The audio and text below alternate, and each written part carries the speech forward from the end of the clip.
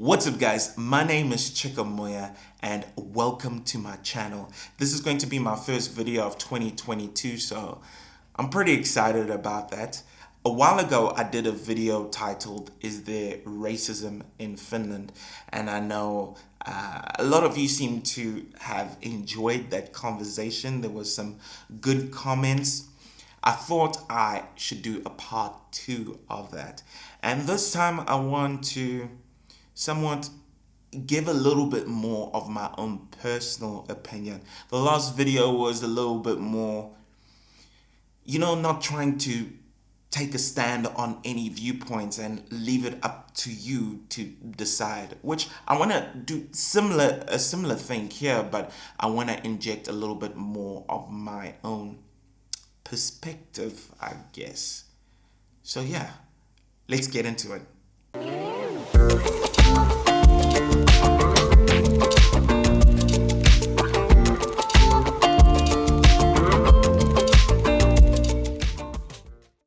Now, it obviously goes without saying that there is racism and some sort of discrimination everywhere on the planet.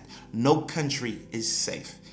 Even countries that have the same race of people, like in India, there is a type of discrimination against someone who's lighter skinned and darker skinned. I'm sure in other places there's discrimination between being poor or rich.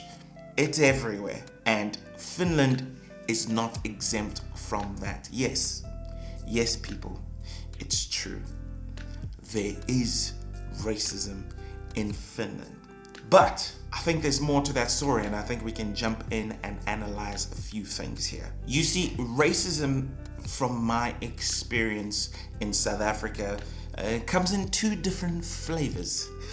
There's the hidden sort of racism that you can't really point at it and be like, yo, that's pretty racist, but it's there and you can feel it. And the other type of racism is the one that's in your face and it feels like it just, smashes you. So as an example, a while ago I lived in Cape Town, South Africa, very beautiful place. I love it. And it was Christmas time and I was going to be spending Christmas alone.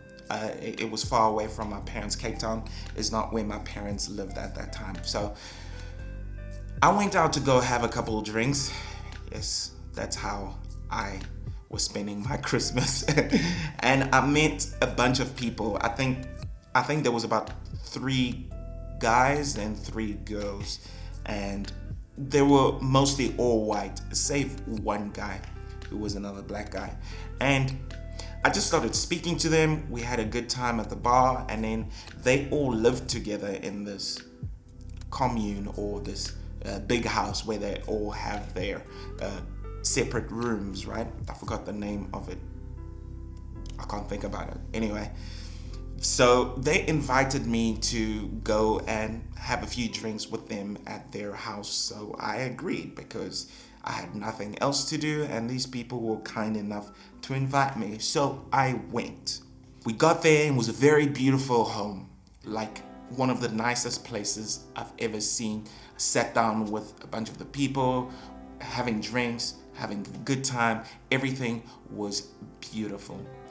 And then one of the guys came out of the house because we're sitting outside. One of the guys came out of the house and tried to punch me, and I managed to block somehow and stand up, and I was like, what is going on?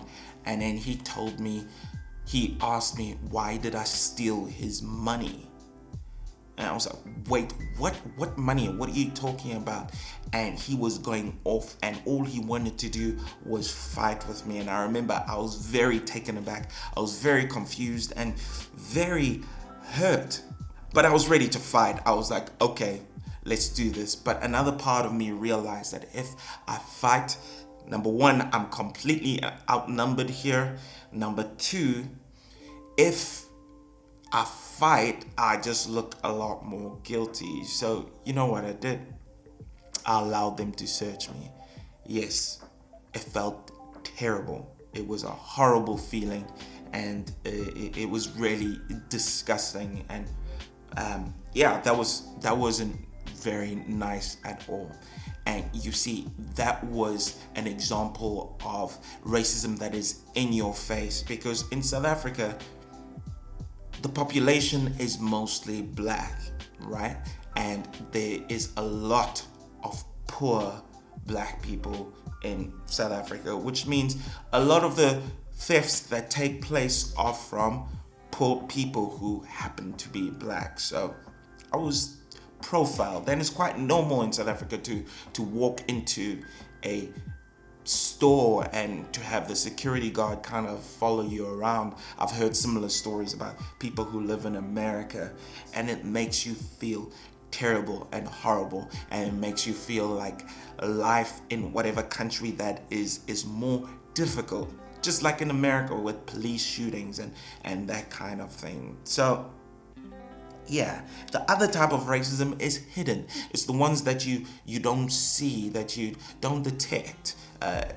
It could be that someone lets something slip and you're like, that's a little bit weird. But in the end, it doesn't really affect your daily life. If there is racism here in Finland, which there is, we've established that, I find that it's mostly the kind of hidden one. Nothing here has hit me in the same way like the story I just explained. Nothing is really in your face. Quick pause in this video. If you're enjoying this video and you're enjoying what I'm talking about, why don't you leave me a like? It really helps with the algorithm so that more people can watch. And leave me a comment. Let me know what else you want me to talk about. I'm always searching for ideas. What would you like me to discuss in some of these other videos? Because 2020 is going to be wildly cool, I hope. But yes, I'm sure it will be. Back to the video.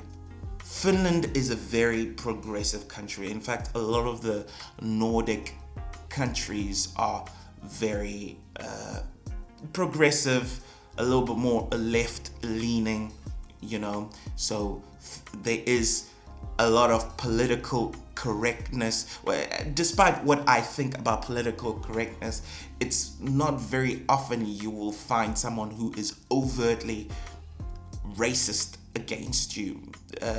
It's just the way it is here. So what exactly do I think about it? How do I feel about it? I will say this. If you are here watching this video wondering if coming to Finland is going to be this tough emotional thing because you are constantly feeling attacked because of the way you look, you don't need to worry. That is not what this place is like. Yes, if you want, you could go out and look for racism, look for discrimination. If you go out of your way to do that, you will find it. I promise you, you will.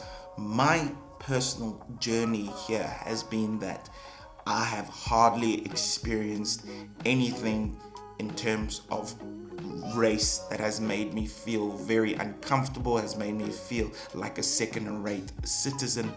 There hasn't been anything like that that has deeply affected me.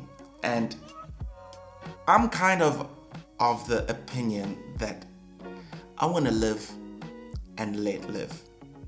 You know, I'll leave people alone, they leave me alone, and that's kind of alright.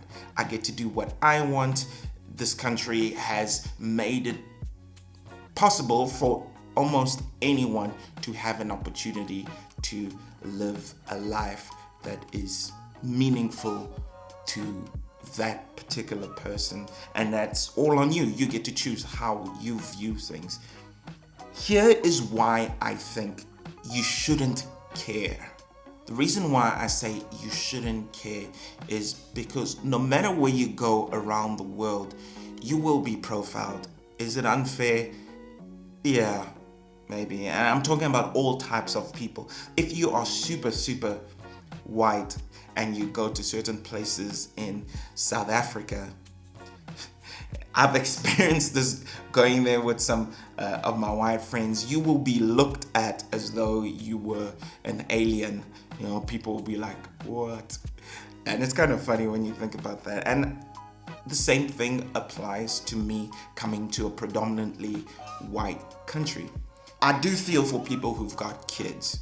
If you've got black kids, including, you know, mixed kids and whatnot, I can imagine your concern is a little bit more different. My opinion on that, first of all, kids are pretty stupid. And I mean that in the most lovable kind of way. We were all kids once. So a kid sees another kid who looks different than he looks or she looks, and they are like, haha, what's up with you? That is bound to happen. Kids are kids. I'm sure they say the same thing about another child who's maybe a little fatter, or, you know, that's the way kids are. What I would say is that I myself, as a child living in South Africa, experienced a lot of racism, like the ones that are in your face, like the story I just explained, other things like that, but when I was at a more tender age. And I found the way to rise above all of that was to teach myself that the way I look is beautiful. The way I am is perfect and lovely. And that's what I would say. If you've got kids and you're worried that they will be bullied or whatever, there's a couple of things that need to happen, and it needs to come from both sides. I'd say your child needs to know that they are lovely just the way they are. They need to feel free to be able to tell you what's happening. You need to be able to keep your ears open to know that those things are happening. And of course, there might need to be intervention here and there. But most importantly, teach your child to not be a victim. On the other side of the aisle as well, I would say that if you are completely finished, you've got white kids and whatnot, obviously teach your kids about how different and exciting people are, and that's a beautiful thing. My message in this video, I guess, is just the fact that if you walk around expecting the world to bend to what you feel inside, you're going to have a lot of problems. I think the most important thing that you can do is to be confident in yourself and to walk around knowing who you are and educating people in love as best as you can. Yes, you will experience the odd person who might be completely out there and almost attack you for who you are. It doesn't matter what other people think. If they've got an issue with the way you look, they have the issue, not you. And in closing, I'll say Finland is an amazing place. I can't believe that I've fallen so in love with a country that is super cold and the winters last forever. But I'm learning so much about this place, you know. I hope I got to answer some of your questions if you had any, or I got to make you feel a little better if you were thinking of moving here, or if you live here. Perhaps I showed you to just not care what people think and to just do you. But anyway, I hope you enjoyed this video and have a fantastic day or evening. If you are here in Finland, hopefully the restrictions go away soon. Pretty tired of those. And you are blessed and you're amazing. Thank you for watching. Cheers for now. Bye.